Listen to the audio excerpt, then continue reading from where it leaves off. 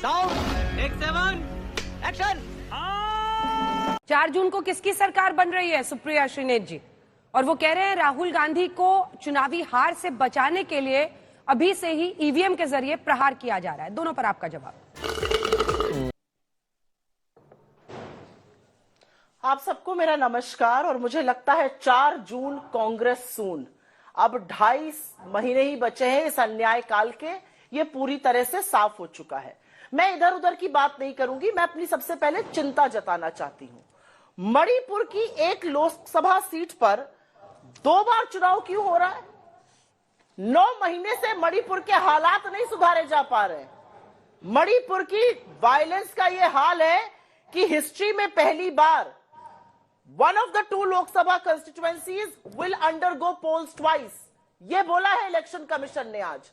इस देश को इस कगार पर ले आई भारतीय जनता पार्टी 10 सालों में। ये 10 साल का फलसफा है कि एक लोकसभा सीट पर 2 बार चुनाव होंगे। इतनी आशंका, इतना विश्वास नहीं रह गया पोलिंग प्रोसेस पे वहां के लोगों को। बात तो सही है। इतना डर और भय है जिस कगार पर मेरे देश के एक प्रदेश को लेकर खड़े हो गए। मेरा अपना मानना है कि 10 साल के बाद जब चुनाव के मुहाने पे आज ये देश खड़ा है तो सरकार को रिपोर्ट कार्ड दिखाना है। सरकार को बात करनी है कि 2 करोड़ सालाना रोजगार बनने थे, उसका क्या हुआ? काले धन पर कैसे प्रहार हुआ? क्या 15 लाख बैंक अकाउंट में आए? क्या महिलाएं सुरक्षित हुई? क्या महंगाई कम हुई? सरकार का रिपोर्ट कार्ड पर एक बड़ा सा ठप्पा लगा है, फेल। और वो फेल इसलिए है क्योंकि आज 10 साल बाद जब युवा बेरोजगार होकर अपना हक मांगता है तो उसको लाठियां बरसाई जाती हैं। जब लड़कियां शोषण के खिलाफ आवाज उठाती हैं तो आरोपी को संरक्षण दिया जाता है। जब लोग महंगाई से त्राहिमाम करते हैं तो आटा, दही, पढ़ाई, दवाई सब पर जीएसटी लगा दिया जाता है।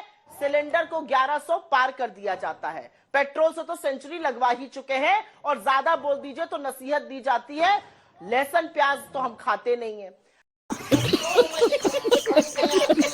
अब बात कर लेते हैं 10 साल के बाद जब आज हम चुनाव के मुहाने पर हैं तो छोटी छोटी चीजें, आप मुझे 5 ऐसी चीजें बता दीजिए जो मोदी जी के शासनकाल में 10 साल में सस्ती हो गई हो।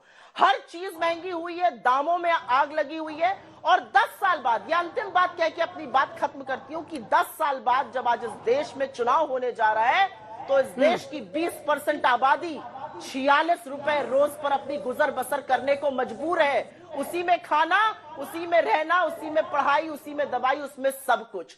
इस कगार पर देश खड़ा है। इसलिए अब न्याय होगा। न्याय युवाओं के साथ होगा, किसानों के साथ होगा, श्रमिकों के साथ होगा, नारी के साथ होगा और हिस्सेदारी का न्याय होगा। क्योंकि अन्याय का ये जो काल 10 साल का था, इसका अंत होने जा रहा है। देश को छोटा सा जवाब शहजाद जी, छोटा सा जवाब। वो कह रही है 4 जून कांग्रेस सून। छोटा सा जवाब। नहीं, नारे गढ़ने के लिए अगर इनको अवार्ड मिलता तो गरीबी हटाओ का नारा भी गढ़ा था, परंतु नीति लाने का काम हम करते हैं, नारे गढ़ने का काम ये करती है। इसलिए 25 करोड़ गरीबों को हमने गरीबी से हटाया। भाई साहब कुछ ज्यादा नहीं हो गया ये? कुछ भी। अब देखिए, मुझे लगा 3 फेज थे मेल्टडाउन के, 4था फेज भी आ गया। इन्होंने तो इलेक्शन कमीशन को ही घेर लिया। भाई, चुनाव कैसे करवाना है ये मणिपुर में हम नहीं तय करते, ये चुनाव आयोग तय करता है। अच्छा, हमको सिखा रिया है। पर संवैधानिक संस्थाओं के प्रति कंडीशनल कमिटमेंट है इनका। जब संवैधानिक संस्था इनके हिसाब से काम करे तब ठीक है। अब बढ़ते आगे, इन्होंने महंगाई की बात की। देखिए अंजना जी, जिनके शासनकाल में 10% से ऊपर का एवरेज इन्फ्लेशन रेट रहा हो, आज तो इन्होंने 5 आइटम गिनाने के लिए कहा। होलसेल प्राइस इंडेक्स नेगेटिव में है। और रोजगार पर अंजना जी 30 सेकंड मेरे पर मेहरबानी कर दीजिए, मैं इस पर जवाब देना ही चाहता हूं। आज मैं सुप्रिया जी को पूरा जवाब दूंगा। इन्होंने कहा 2 करोड़ रोजगार का जवाब दीजिए।